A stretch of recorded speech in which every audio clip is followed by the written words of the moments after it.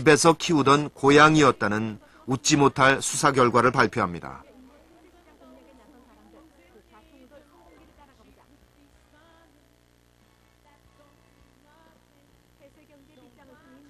하지만 화재의 후유증은 엄청난 것이었습니다. 정일영의 대선 관련 자료는 물론 가족법 개정을 위해서 50년대부터 모아온 이태영의 수많은 자료와 기록들이 대부분 불에 타버린 것입니다. 76년 이태영 부부는 김대중, 함석헌 등 20명의 민주인사들과 함께 3.1 민주구국선언에 참여합니다. 이 일을 계기로 두 사람은 엄청난 정치적인 탄압을 받게 됩니다. 김대중, 문익환, 함세웅 등이 주동이 되어 윤보선, 정일영, 함석헌 등의 동조를 받아 춘계를 기하여 민중선동에 의한 국가변란을 획책하였던 것이다. 지금 조치라는 것을 해제하고 유신이라는 것도 해제를 해라. 그리고 언론도 풀고 그래야지. 이렇게 묶어가지고 꼭 묶으면은 이 우리나라 장래가 어떻게 되겠냐. 그래서 간곡은 호소를 한 겁니다. 그 내용이. 그러니까 이걸 박정희 대통령이 그냥 노발 대발해가지고 이놈들이 나서서 나보고 뭐 이래라 저래라 한다. 이래가지고 갔다가 그걸 소위 명동사건이라고 이름을 붙여서 우리는 그걸 3.1 긴급 구국선언 사건이라고 우도는 그렇게 명명을 했지만은 갖다 가둔 거예요. 서울 중구에서 8선 의원을 지내온 정일영. 그러나 정일영은 3.1 민주구국선언 사건에 참여했다는 이유로 3년형을 언도받고 국회에서 물러나야 했습니다. 밤이 깊을수록 새벽이 가깝다는 말을 남긴 채 77년 3월 정일영은 국회에서 제명됩니다.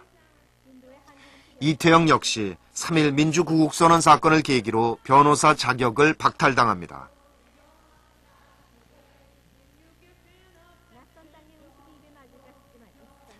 그런데 5년 후 이태영에겐 더욱 큰 시련이 찾아옵니다. 82년 4월 그 누구보다 든든한 동지였고 친구였던 남편 정일영이 지병으로 세상을 떠난 것입니다.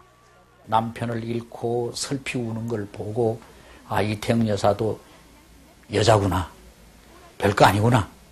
뭐 다른 여자하고 똑같네. 이런 얘기들을 하는 사람들도 있었습니다. 그러자 이태영 여사가 남편으로만 나는 생각하지 않았다. 정일영 박사는 나에게는 스승이고 남편이고 그 다음에 이 동지고 그리고 좋은 반려자였다.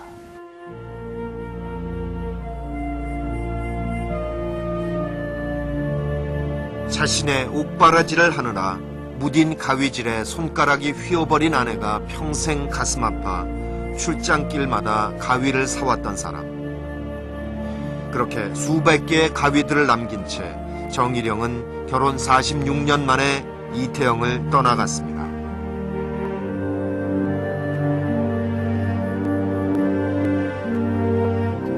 두 사람의 관계를 잘 말해주는 것에 이 수많은 가위들과 함께 이런 메모지가 있습니다. 이 두 사람은 아침이면 책상 위에 이런 메모지를 올려놓았습니다. 정일영이 연설하는 날 또는 이태영이 강연하는 날 서로 오늘 당신이 어떤 얘기를 했으면 좋겠다는 의견을 서로 이렇게 적어 올려놓았던 것이죠.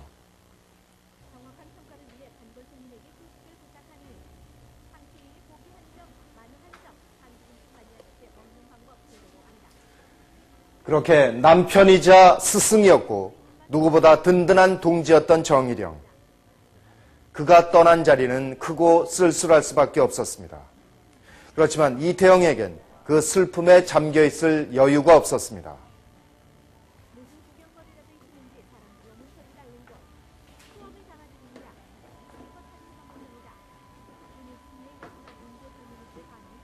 바야흐로 1980년대 동성동본 간의 결혼을 금지하는 법과 호주제를 바탕으로 하는 가족법과의 싸움이 이제 겨우 물꼬를 트고 있었고 남편의 몫까지 담당해야 할 민주화 투쟁의 험난한 길이 그 앞에 놓여 있었기 때문입니다.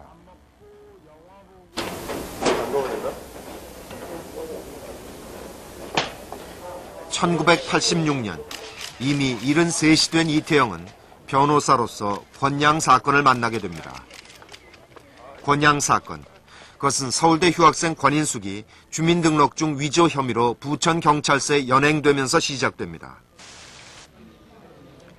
위장 취업으로 끌려 들어온 권인숙은 취조 과정에서 5.3 인천 사태에 관련된 사람들의 이름을 대라는 협박을 받았고 취조실에 끌려가 수사관 문기동 씨로부터 성고문을 당한 것입니다.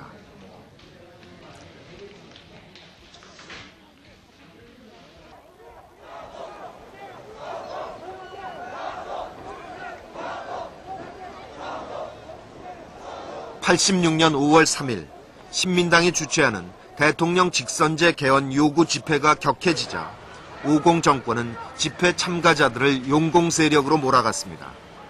이때 마침 부천에서 노동자로 일하고 있던 권인숙을 공문서 위조죄로 잡아들여 시위자를 대라며 취조하면서 성고문을 한 사건이 바로 권인숙 사건이었습니다. 이태영은 권양 사건은 이 나라 사법부의 양식과 독립성이 심판대에 오른 상징적인 사건이라 판단했습니다. 그리고 86년 11월 인권 변호사 조영래를 중심으로 한 변호인단에 참가해 결심 공판에서 검사에게 이렇게 말합니다. 검찰관님, 오늘 권양에 대한 논고가 양심의 판단에 따른 것입니까? 마치 오늘이 대한민국의 종말인 것처럼 이 정권에 무릎을 꿇고 인생을 출발하시렵니까? 국가와 민족은 영원하며 검사님은 대안의 아들이라는 것을 생각해 주십시오.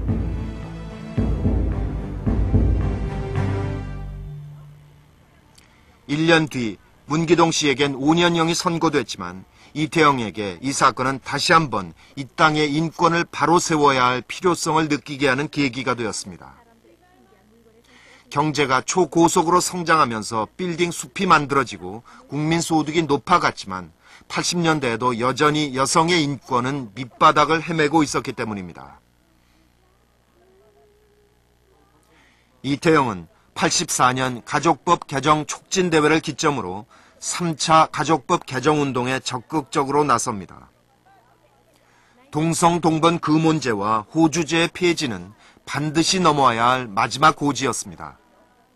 전국 5개 도시 길거리에서 서명운동을 벌여 4만 5천 명의 서명을 받았습니다. 한편 유림도 80년대 이후 동성동본 금혼법과 호주제를 수호하자며 권기대회로 맞섰습니다. 호주제와 동성동본 금혼제도는 우리의 뿌리를 지키는 일이라며 유림 역시 끝까지 물러서지 않았습니다. 89년 12월 3차 가족법 개정안이 국회를 통과합니다. 이때 드디어 맏아들이 자동적으로 호주가 될 수 없게 되고 친족의 범위가 부부 모두 사촌까지로 좁혀집니다. 또한 이혼할 때 재산 분할 청구권이 신설되어 여성들도 자신의 몫을 요구할 권리를 갖게 됩니다.